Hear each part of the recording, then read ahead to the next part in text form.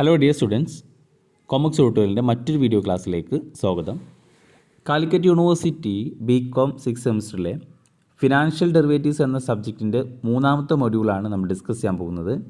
കഴിഞ്ഞ 2 മൊഡ്യൂളിൻ്റെയും വീഡിയോൻ്റെ ലിങ്ക് താഴെ ഡിസ്ക്രിപ്ഷനിൽ കൊടുക്കുന്നതാണ്.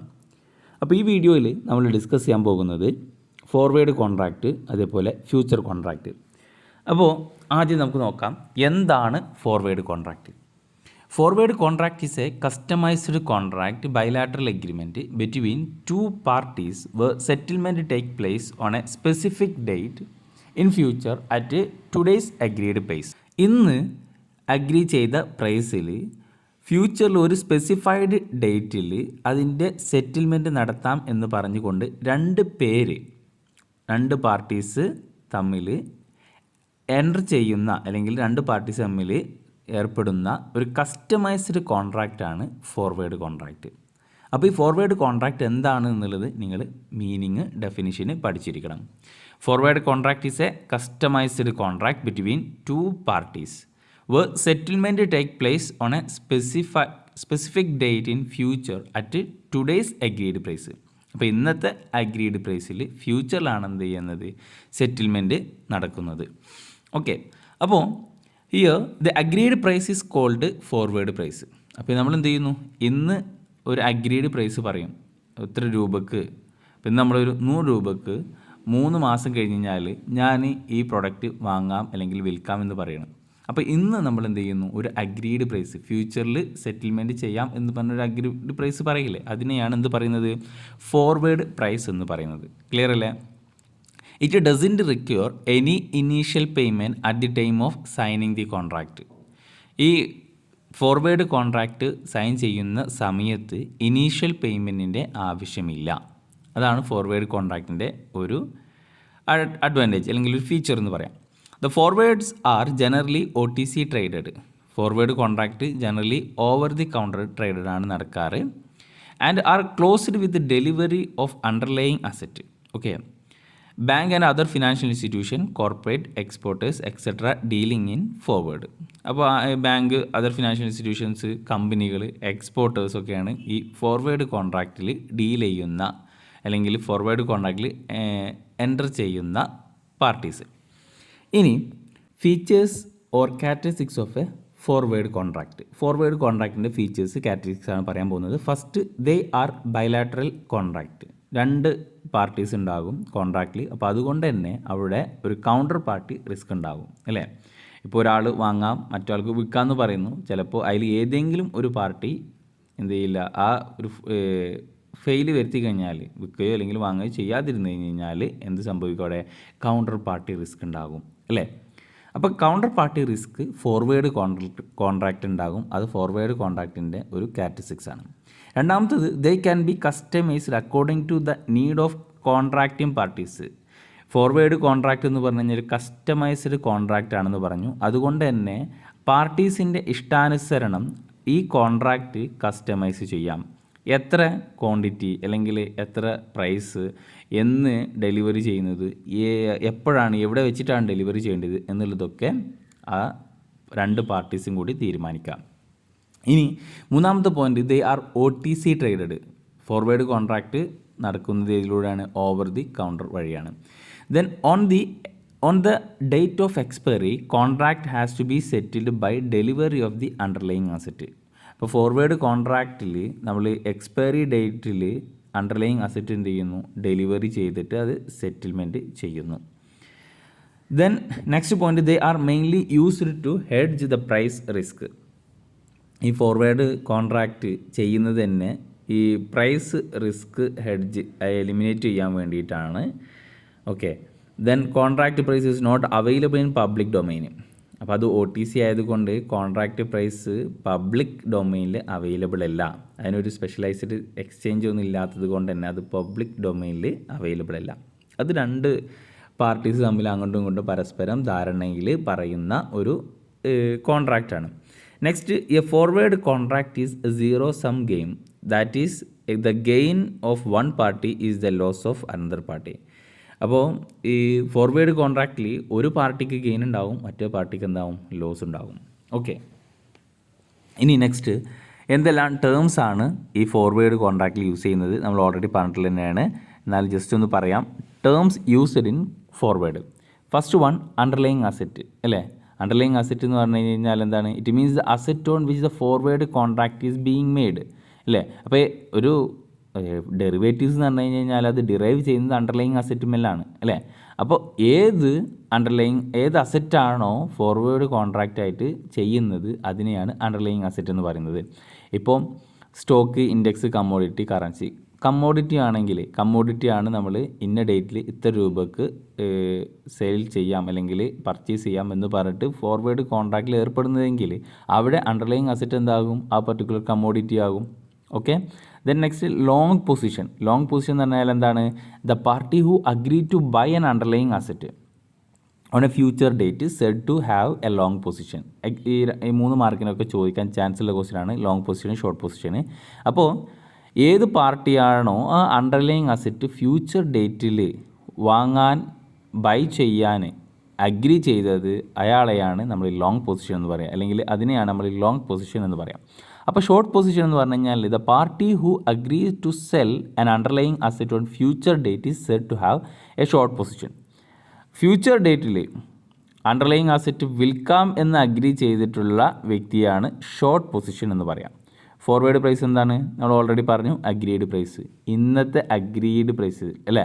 ഇന്നത്തെ അഗ്രീഡ് പ്രൈസിൽ ഇന്ന് നമ്മൾ ഒരു പ്രൈസ് നിശ്ചയിക്കും. ആ പ്രൈസ് നിശ്ചയിച്ചത് എന്ത് ചെയ്യും? ഒരു സ്പെസിഫിക് ഡേറ്റിൽ ആ പ്രൈസ് സെറ്റിൽമെൻറ്റ് ചെയ്യും. Okay.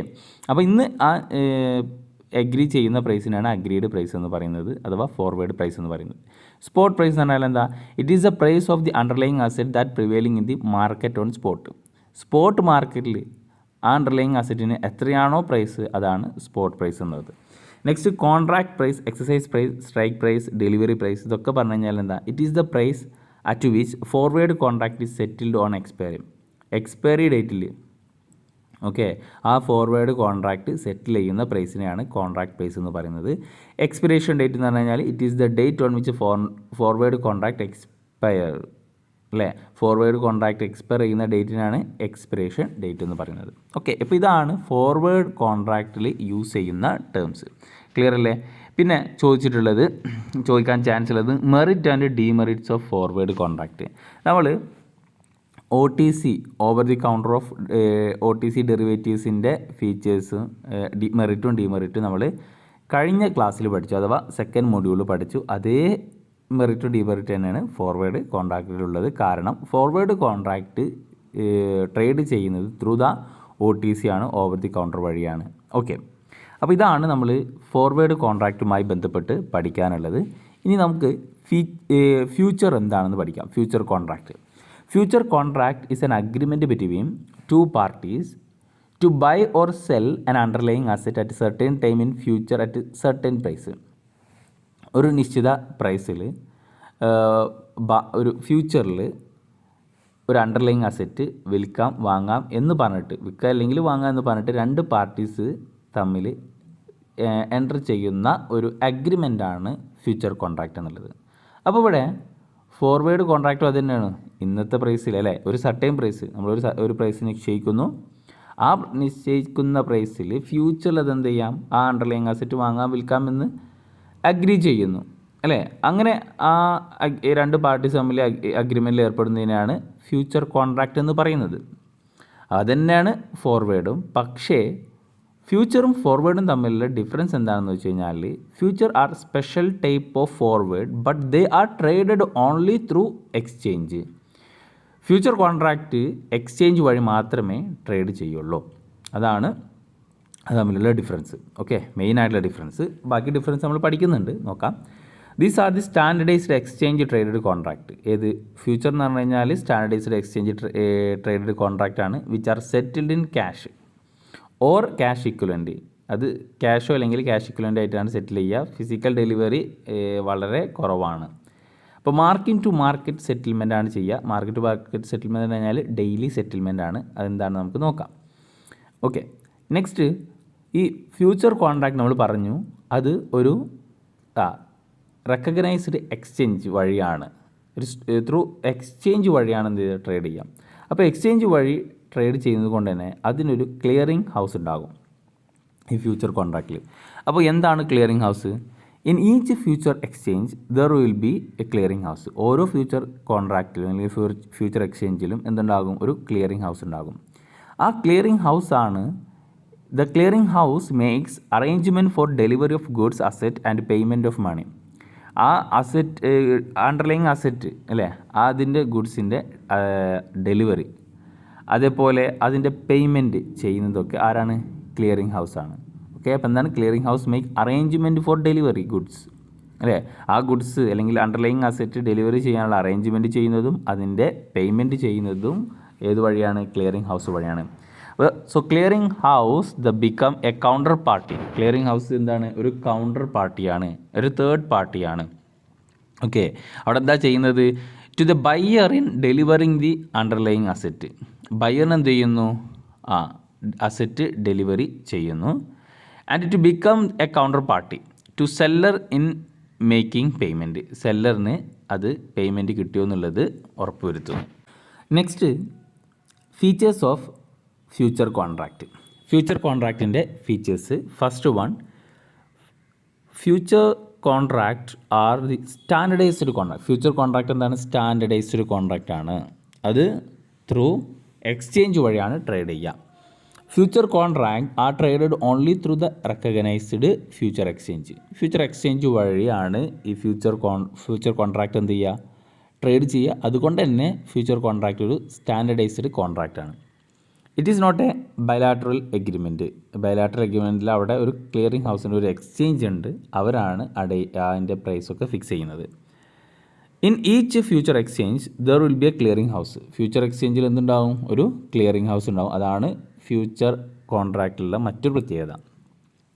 There is no counter party risk as the transaction are being done through clearing house.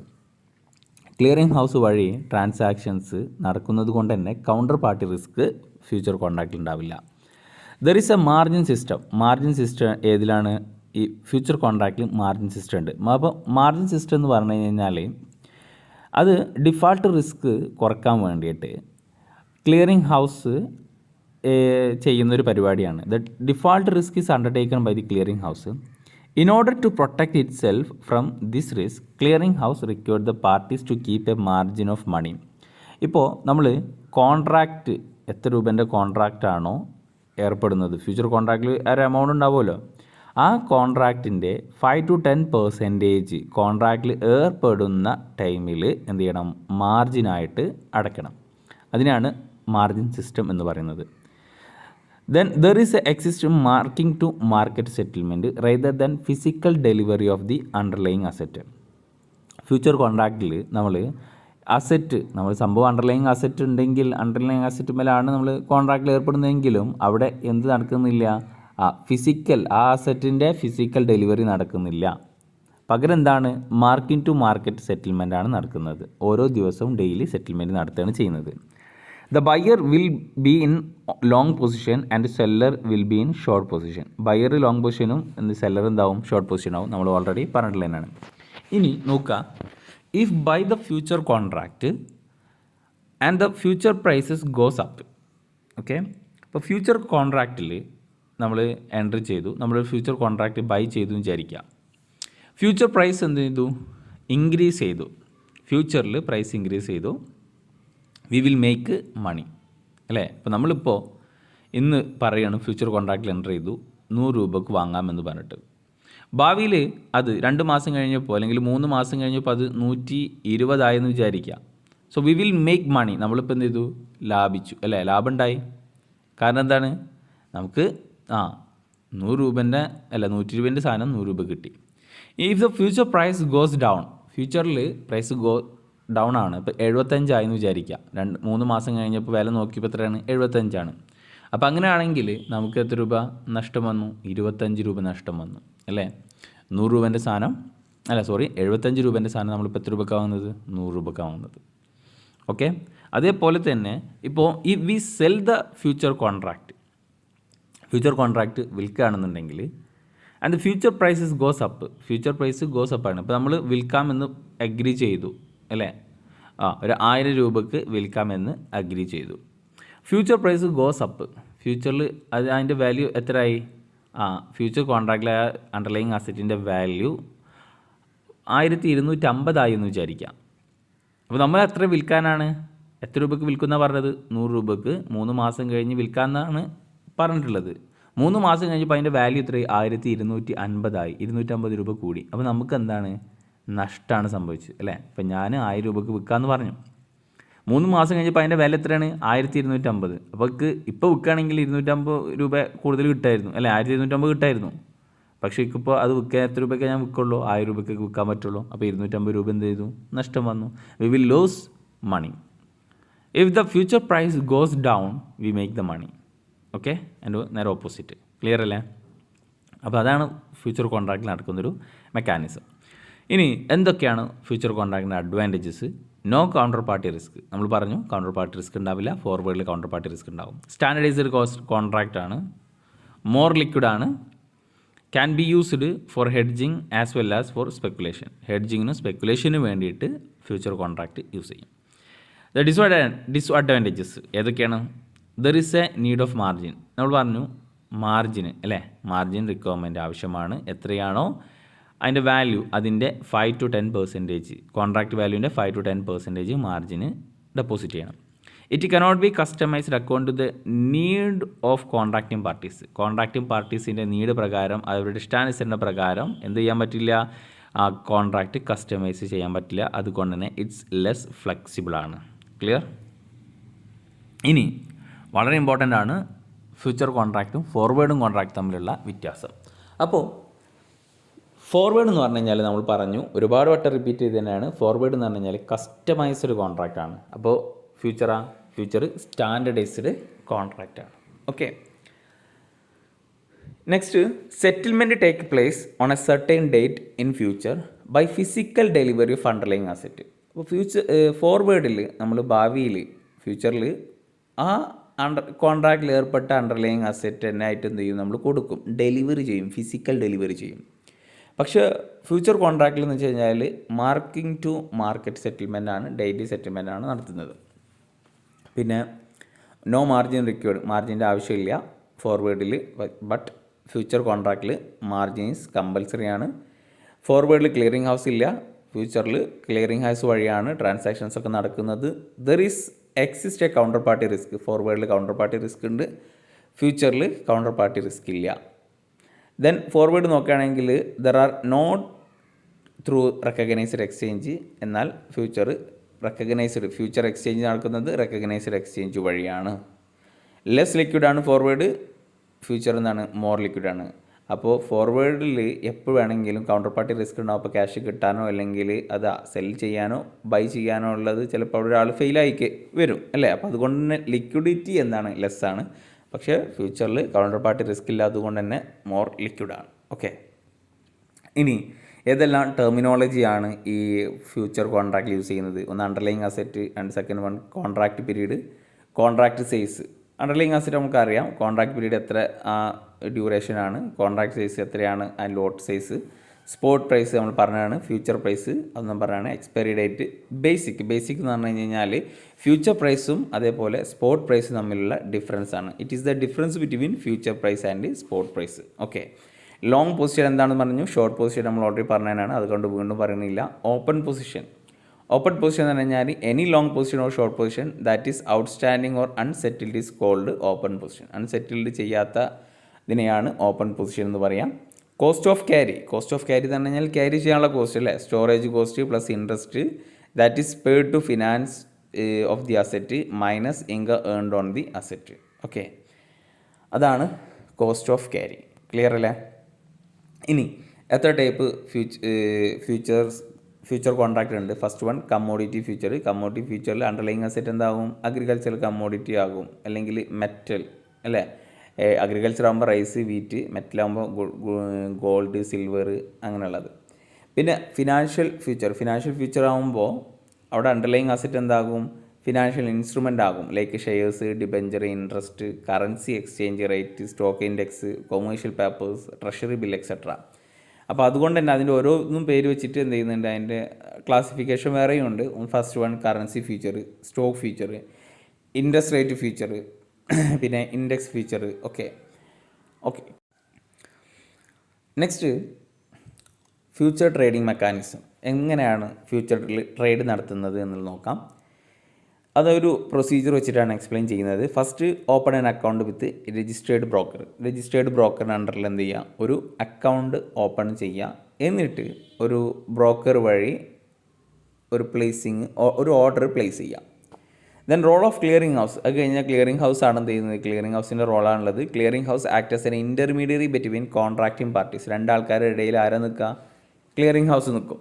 ബയ്യറും അതേപോലെ സെല്ലറും ഒരു ഇനീഷ്യൽ മാർജിൻ എന്ത് ചെയ്യണം, ഡെപ്പോസിറ്റ് ചെയ്യണം. Okay, both the buyer and seller are required to keep ചെയ്യണം. എത്ര, initial margin. നമ്മൾ പറഞ്ഞു initial margin 5 to 10% of contract value. Okay, അത് എന്തിനാണെന്ന് വെച്ച് കഴിഞ്ഞാൽ the main function of the clearing house is to guarantee the performance of the contract. അപ്പോൾ ഇപ്പോൾ ഫ്യൂച്ചർ കോൺട്രാക്റ്റിന് ഗ്യാരണ്ടി ആരാണ് നിൽക്കുന്നത്, ക്ലിയറിംഗ് ഹൗസ് ആണ്. അപ്പോൾ അതുകൊണ്ട് തന്നെ ക്ലിയറിംഗ് ഹൗസിന് ഒരു ഇനീഷ്യൽ മാർജിന് കീപ്പ് ചെയ്യൽ അത്യാവശ്യമാണ്. The next daily settlement. Mark to market settlement ആണ്, അല്ലെങ്കിൽ മാർക്കിംഗ് ടു മാർക്കറ്റ് സെറ്റിൽമെൻ്റ് ആണ് ചെയ്യുന്നത്. ഡെയിലി സെറ്റിൽമെൻ്റ് ആണ്. Okay, the delivery of and final settlement. Most of future are settled in cash or cash equivalent. Cash equivalent ആയിട്ടാണ് settle ചെയ്യുക. Physical delivery ഉണ്ടാവാറില്ല. Non cash settled future contract being settled by making delivery and paying the price. Okay, അപ്പോൾ ഈ future കോൺട്രാക്റ്റിൽ ഏർപ്പെടുന്നത് normally 1 month, 2 month, 3 month ആണ്. പിന്നെ അതിൻ്റെ future contract expiry on last Thursday of month. Okay, ആ മാസത്തിൽ last Thursday ആണ് അതിൻ്റെ ഫ്യൂച്ചർ കോൺട്രാക്റ്റിൻ്റെ എക്സ്പയറി എന്നുള്ളത്. അപ്പോൾ ഇതൊക്കെ പറയാൻ കാരണം ഫ്യൂച്ചർ കോൺട്രാക്റ്റ് നടക്കുന്നത് ത്രൂ റെക്കഗ്നൈസ്ഡ് ഒരു എക്സ്ചേഞ്ച് വഴിയാണ്. അപ്പോൾ അതുകൊണ്ട് തന്നെ അത് പ്രീ ഡിറ്റർമൈൻഡ് ആണ്. ഇത്രയാണ് ലോട്ട്, ഇത്രയാണ് ഡേറ്റ്, ഫ്യൂച്ചർ ഡേറ്റ് ഇത്രയാണ്, എക്സ്പയറി ഡേറ്റ് ഇത്രയാണ് എന്നുള്ളതൊക്കെ ഓൾറെഡി അറിയാം നമുക്ക്. ഇനി എന്താണ് ക്ലിയറിംഗ് ഹൗസിൻ്റെ റോള്? ഓക്കെ, നോക്കാം. In each future exchange there will be a clearing house. ഓരോ ഫ്യൂച്ചർ എക്സ്ചേഞ്ചിലും ക്ലിയറിംഗ് ഹൗസ് ഉണ്ടാവും, നമ്മൾ ഓൾറെഡി പറഞ്ഞു. അവരാണ് ഈ അണ്ടർലൈയിങ് അസറ്റ് ഡെലിവറി ചെയ്യുന്നതും അതേപോലെ പേയ്മെൻറ്റ് ഓഫ് മണി അതിൻ്റെ എല്ലാ അറേഞ്ച്മെൻറ്റ് ചെയ്യുന്നത്. It act as a counter party for the buyer and seller. ബയ്യറിനും സെല്ലറിനും സംബന്ധിച്ചിടത്തോളം അതൊരു കൗണ്ടർ പാർട്ടിയാണ്. In future contract the default risk is undertaken by the clearing house. Default risk ആരാണ് എടുക്കുന്നത്, ക്ലിയറിംഗ് ഹൗസാണ് എടുക്കുന്നത് അല്ലേ. കാരണം അവർ ഇനീഷ്യൽ മാർജിന് അല്ലെങ്കിൽ ഇനീഷ്യൽ മാർജിന് കീപ്പ് ചെയ്യുന്നുണ്ട്. അപ്പോൾ അതുകൊണ്ട് തന്നെ ഈ കോൺട്രാക്റ്റ് നടത്താനുള്ള എല്ലാ ഉത്തരവാദിത്വം ആർക്കുണ്ട്, ക്ലിയറിംഗ് ഹൗസിനുണ്ട്. അതുകൊണ്ട് ക്ലിയറിംഗ് ഹൗസ് എന്ത് ചെയ്യുന്നു, അതിൻ്റെ എല്ലാ റിസ്ക് എടുക്കുന്നു. It to provide quick and simple way for both parties to settle their contract. അപ്പോൾ ഈ രണ്ട് പാർട്ടീസിനും അവരുടെ കോൺട്രാക്റ്റ് സെറ്റിൽ ചെയ്യാനുള്ള ഏറ്റവും സിമ്പിളായിട്ട് കീപ്പായിട്ട് ഉള്ള ഒരു മെത്തേഡാണ് ചെയ്യുന്നത്. കാരണം അതിൽ മാർക്ക് ടു മാർക്കറ്റ് സെറ്റിൽമെൻ്റ് ആണ്, ഡെയിലി സെറ്റിൽമെൻ്റ് ആണ് ചെയ്യുന്നത്. ഇനി അടുത്ത ഇമ്പോർട്ടൻ്റ് ആയിട്ടുള്ളൊരു ഏരിയയാണ് മാർജിൻ സിസ്റ്റം. മാർജിൻ സിസ്റ്റം എന്ന് പറഞ്ഞു കഴിഞ്ഞാൽ ഫ്യൂച്ചർ കോൺട്രാക്റ്റിൽ ദ ഡിഫാൾട്ട് റിസ്ക് ഉണ്ടാവാനുള്ള ചാൻസ് ഉണ്ട്. ആ ഡിഫാൾട്ട് റിസ്ക് അതിൻ്റെ ചുമതല അത് അണ്ടർടേക്കൻ ചെയ്യുന്നത് ആരാണ്, ക്ലിയറിംഗ് ഹൗസാണ്. അപ്പോൾ in order to protect the itself from this risk, ആ റിസ്കിൽ നിന്ന് അത് പ്രൊട്ടക്റ്റ് ചെയ്യാൻ വേണ്ടിയിട്ടാണ് ക്ലിയറിംഗ് ഹൗസ് ഒരു മാർജിൻ കീപ്പ് ചെയ്യണമെന്ന് പറഞ്ഞത്. അപ്പോൾ അതുകൊണ്ട് തന്നെ ബോത്ത് പാർട്ടീസ്, രണ്ട് പാർട്ടീസും എന്ത് ചെയ്യണം, ഒരു മാർജിൻ മണി കീപ്പ് ചെയ്യണം.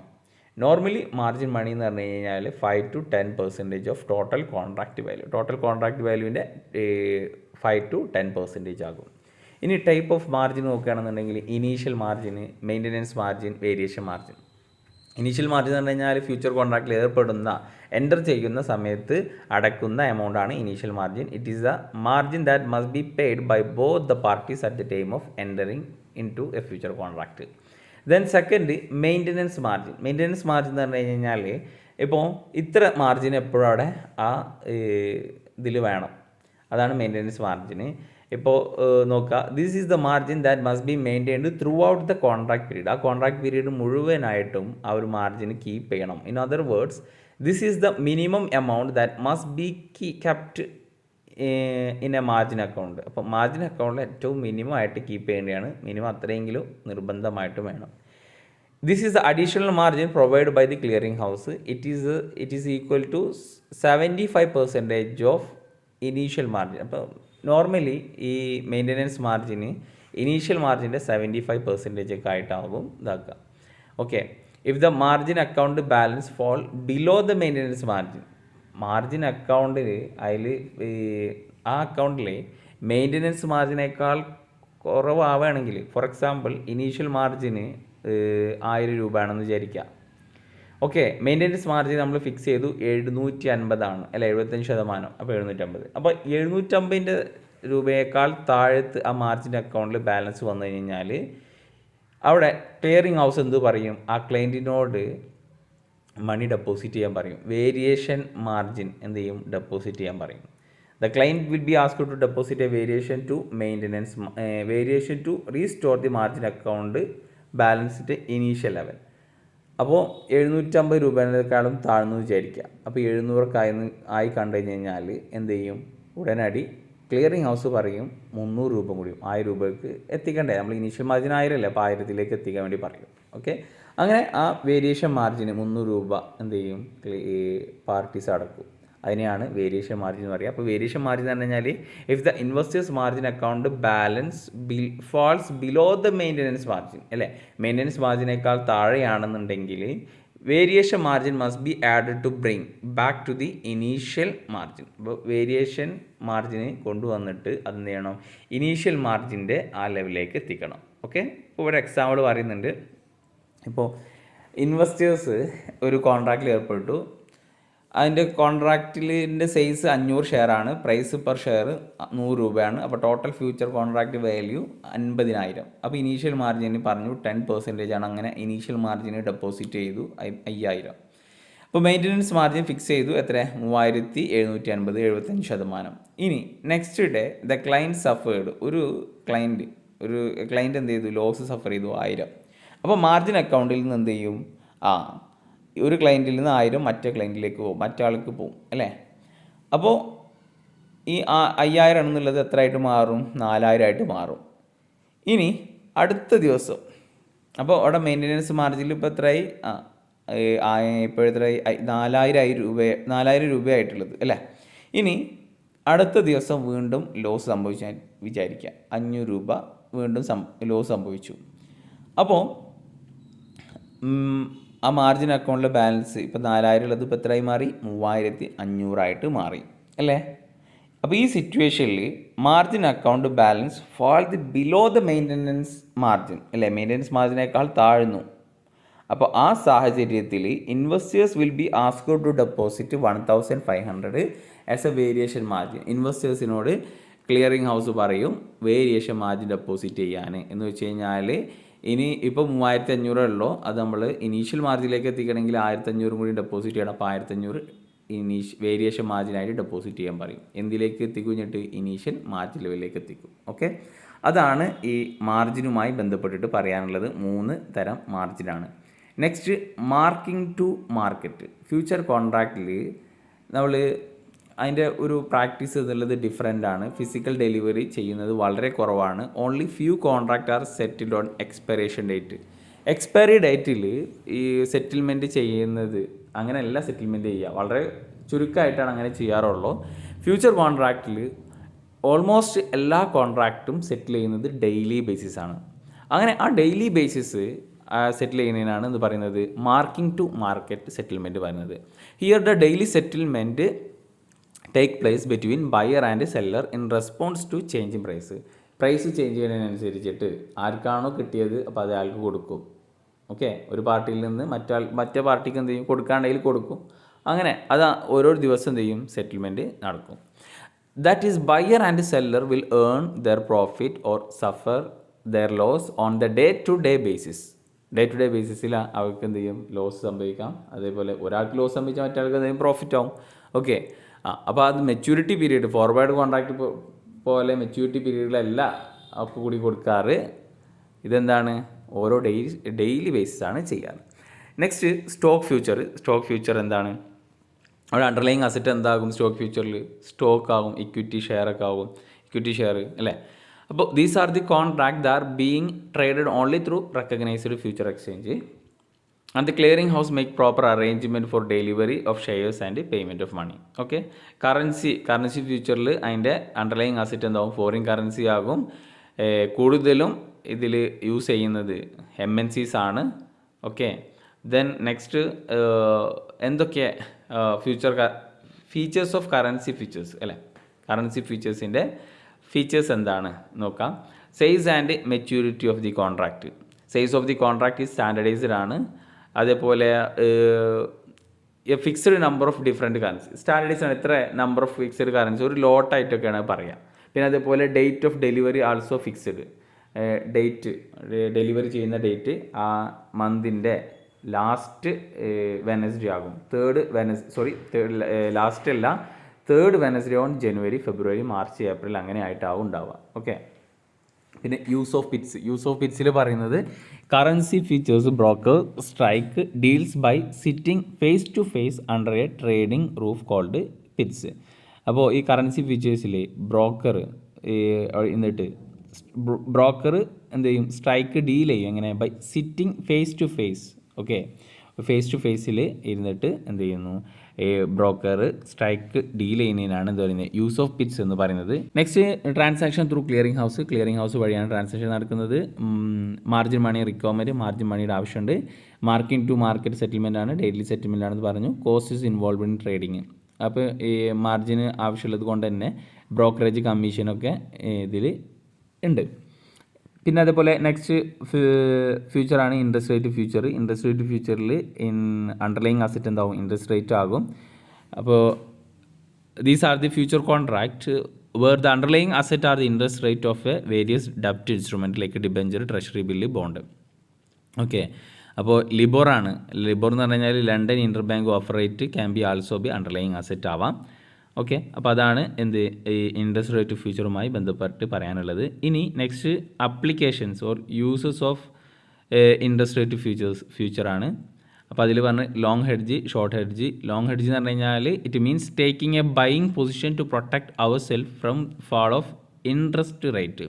അപ്പോൾ ഇൻട്രസ്റ്റ് റേറ്റ് ഫാൾ ചെയ്യുന്നതിൽ അതിനെ പ്രൊട്ടക്റ്റ് ചെയ്യാൻ വേണ്ടിയിട്ട് ബൈയിങ് പൊസിഷൻ എടുക്കുന്നതിനാണെന്ന് പറയുന്നത് ലോങ് ഹെഡ്ജ്. സെല്ലിംഗ് പൊസിഷൻ എടുക്കുന്നതാണെന്നുണ്ടെങ്കിൽ അതിനെ ഷോർട്ട് ഹെഡ്ജ് എന്ന് പറയും. ഓക്കെ, അപ്പോൾ ഇത് ഓരോന്നും ചോദിക്കും. എന്താണ് ഇൻട്രസ്റ്റ് റേറ്റ് ഫ്യൂച്ചർ, എന്താണ് അതേപോലെ ഈ കറൻസി ഫ്യൂച്ചർ എന്താണ് എന്നുള്ളതൊക്കെ ചോദിക്കും. അപ്പോൾ അതിനനുസരിച്ചിട്ട് പഠിക്കാം. പിന്നെ ഇൻഡെക്സ് ഫ്യൂച്ചറിൽ പറഞ്ഞത് these are the future contract underlying asset of stock market. നമ്മൾ ഓൾറെഡി പറഞ്ഞു. ഈ സെൻസസ്, S&P, CNX, നിഫ്റ്റി 50 അങ്ങനെയുള്ള സംഭവങ്ങളാകും. അതിൻ്റെ എന്താക്കി എടുക്കുക, അണ്ടർലൈങ് അസറ്റാക്കി എടുക്കുക. അതിലുള്ള വാല്യുവേഷനിലുള്ള വ്യത്യാസത്തിനനുസരിച്ചിട്ടാകും അവിടെ ഫ്യൂച്ചർ കോൺട്രാക്റ്റിൽ ഏർപ്പെടുന്നത്. Okay, next commodity future. Commodity ഫ്യൂച്ചറിൽ അവിടെ അണ്ടർലൈങ് അസറ്റ് എന്താകും, അഗ്രികൾച്ചറൽ പ്രൊഡക്റ്റും മെറ്റൽസൊക്കെ ആകും. അപ്പോൾ ഈ ഫീച്ചേഴ്സ് ഓഫ് കമ്മോഡിറ്റി ഫീച്ചേഴ്സിൻ്റെ ഫീച്ചേഴ്സ് എന്ന് പറഞ്ഞു കഴിഞ്ഞാൽ ഇപ്പോൾ നിങ്ങൾ നോക്കുക, എല്ലാത്തിൻ്റെ ഏകദേശം ഒരേപോലെ തന്നെ ആകും. സ്റ്റാൻഡർഡൈസ്ഡ് കോൺട്രാക്റ്റ് ആണ്. All commodities cannot be traded at commodity stock exchange. Okay, അപ്പോൾ അത് അതിൻ്റെ ഫീച്ചേഴ്സ് നോക്കാം. Next difference between financial features and commodity features. Financial ഫീച്ചേഴ്സും കമ്മോഡിറ്റി ഫീച്ചേഴ്സും തമ്മിലുള്ള വ്യത്യാസമാണ്. ഫിനാൻഷ്യൽ ഫീച്ചേഴ്സ് എന്ന് പറഞ്ഞു കഴിഞ്ഞാൽ underlying asset of financial product ആകും, മറ്റേതെന്താവും കമ്മോഡിറ്റി ആകും. There is no cost of storage. ഏത് ഫിനാൻഷ്യൽ ഫീച്ചേഴ്സിന് സ്റ്റോറേജ് കോസ്റ്റ് ഉണ്ടാവില്ല. പക്ഷേ കമ്മോഡിറ്റി ഫീച്ചേഴ്സ് കമ്മോഡിറ്റി ആയതുകൊണ്ട് തന്നെ സ്റ്റോറേജ് കോസ്റ്റ് ഉണ്ടാകും. പിന്നെ financial features supply does not depend upon whether storage capacity. എന്നാൽ കമ്മോഡിറ്റി ഫീച്ചർ എന്ന് പറഞ്ഞു കഴിഞ്ഞാൽ it's depend upon whether storage capacity etcetera. Okay, പിന്നെ some of financial future cannot be settle by physical delivery ആയിട്ട് financial instrument ചിലതൊന്നും സെറ്റിൽ ചെയ്യാൻ പറ്റില്ല. പക്ഷേ കമ്മോഡിറ്റി ഫ്യൂച്ചർ എല്ലാം എന്ത് ചെയ്യാം, ഫിസിക്കൽ ഡെലിവറി ആയിട്ട് സെറ്റിൽമെൻറ്റ് ചെയ്യാം. പിന്നെ പറയുന്നത് നെക്സ്റ്റ് വരുന്നതാണ് ഫ്യൂച്ചർ പേ ഓഫ് എന്ന് പറഞ്ഞു കഴിഞ്ഞാൽ profit or loss. So future pay off simply refers profit or loss acquiring from a future contract on its maturity. അപ്പോൾ മെച്യൂരിറ്റി ആയി കഴിഞ്ഞ് കഴിഞ്ഞാൽ ഫ്യൂച്ചർ കോൺട്രാക്റ്റിൽ നിന്ന് പ്രോഫിറ്റ് ആണോ ലോസ് ആണോ കിട്ടിയത് എന്നുള്ളത് പറയുന്നതിനാണ് അതിനാണെന്ത് പറയുന്നത് പേ ഓഫ് എന്ന് പറയുന്നത്. Okay, in other words it means the profit generated or loss suffered by contracting parties when the future contract expire. അപ്പോൾ ഫ്യൂച്ചർ കോൺട്രാക്ട് എക്സ്പയർ ആയി കഴിഞ്ഞ് കഴിഞ്ഞാൽ ആ പാർട്ടീസിന് ഉണ്ടായിട്ടുള്ള ലാഭം അല്ലെങ്കിൽ നഷ്ടത്തെ ആണ് എന്ത് പറയുന്നത് പേ ഓഫ് എന്ന് പറയുന്നത്. അപ്പോൾ പേ ഓഫ് എങ്ങനെയാണ് കാൽക്കുലേറ്റ് ചെയ്യുക? Pay off is calculated by comparing spot price and agreed price. Okay, spot price minus agreed price, അല്ലെങ്കിൽ അത് സ്പോട്ട് പ്രൈസും അതേപോലെ അഗ്രീഡ് പ്രൈസും നമ്മുടെ ഡിഫറൻസ് നോക്കിയിട്ടാണ് പേ ഓഫ് കാൽക്കുലേറ്റ് ചെയ്യുക.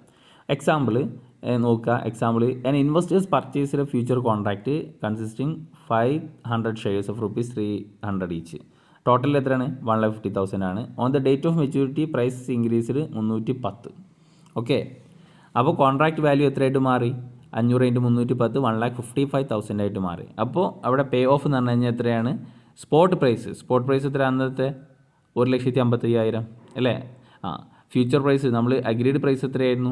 1,50,000. അപ്പോൾ പ്രോഫിറ്റ് എത്ര?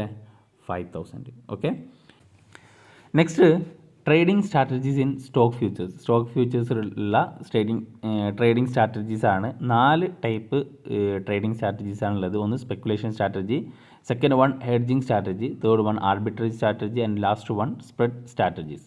ഓക്കെ, അപ്പോൾ സ്പെക്കുലേഷൻ സ്ട്രാറ്റജീസ് എന്ന് പറഞ്ഞാൽ എന്താ? These are the strategies used by speculators അല്ലേ? Speculators those who are speculators എന്ന് പറഞ്ഞാൽ നമുക്കറിയാം അല്ലേ? Those who are ready to take risk. അവർ റിസ്ക് എടുക്കാൻ തയ്യാറാണ്. In order to make abnormal profit by taking the fluctuation asset പ്രൈസിലുള്ള ഈ ഫ്ലക്ച്വേഷൻസിൽ നിന്ന് അവർ അബ്നോർമൽ പ്രോഫിറ്റ് ഉണ്ടാക്കാൻ വേണ്ടിയിട്ട് റിസ്ക് എടുക്കുന്ന ആൾക്കാരാണ്. അബ്നോർമൽ പ്രോഫിറ്റ് ഉണ്ടാക്കാൻ വേണ്ടിയിട്ട്, അതാ പോയിന്റ് അല്ലേ? അതുണ്ടാക്കാൻ വേണ്ടിയിട്ട് റിസ്ക് എടുക്കുന്ന ആൾക്കാരാണ് സ്പെക്കുലേറ്റേഴ്സ്. അപ്പോൾ the following are the common strategy used by speculators use ചെയ്യുന്ന കോമൺ സ്ട്രാറ്റജീസ് ഏതൊക്കെയാണ്? ഞാനിത് ഡീറ്റെയിൽ ആയിട്ട് എക്സ്പ്ലെയിൻ ചെയ്യുന്നില്ല, ജസ്റ്റ് ഒന്ന് പറഞ്ഞു പോകണുള്ളൂ. ഒന്ന് ഗോയിങ് ലോങ്, ഗോയിങ് ഷോർട്ട് പൊസിഷന്.